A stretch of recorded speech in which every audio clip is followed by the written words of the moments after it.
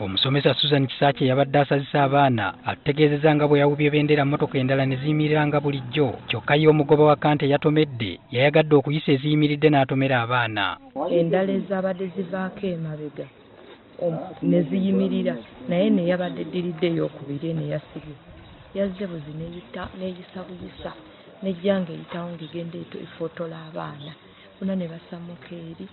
Twabaddewo nga bali mu mbeera mbi era omu yo ye yafudde. Abalala bataano bakyaliyo mu ddwaliro. Abeerabiddeko bategeezezza ng'omugoba bwe yabadde ataddeko kakokola tondeka nnyuma oluvannyuma n'akwatibwa ng'ateeberezebwa okuba nga yabadde avuga atamidde. Omusajja nsuubira lwa nsonga yabadde avuga bw'anywa. Yabadde tabitegeera, simanyi oba yabadde na muyi wanjaga.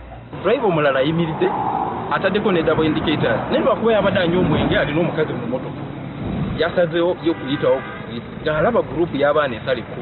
Kitaawe w'omwana eyafudde ayagala omugoba akangavvulwe mu ngeri ematiza. Aba gavumenti ebeere ennenkanya kuba netuba nga tutuuse ddala ku ssiini wennyini awabadde ekintu kino kiragibwa ddala nti dureezo yabadde mu nsobi.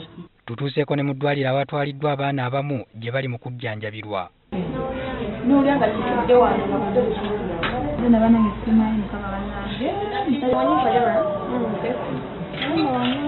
Abantu boogedde ku bulabe obuli mu kifo kino awaatomereddwa abaana ne basaba wabeewo ekikolebwa. Keka area akakyasinze okufiiramu abantu. Nzoga nakubuuza nti waliwo ddogo. Naye waliwo engeri yakakoona tekaserengeta. Bakola oluguudo ne batuwa buhampusi butono.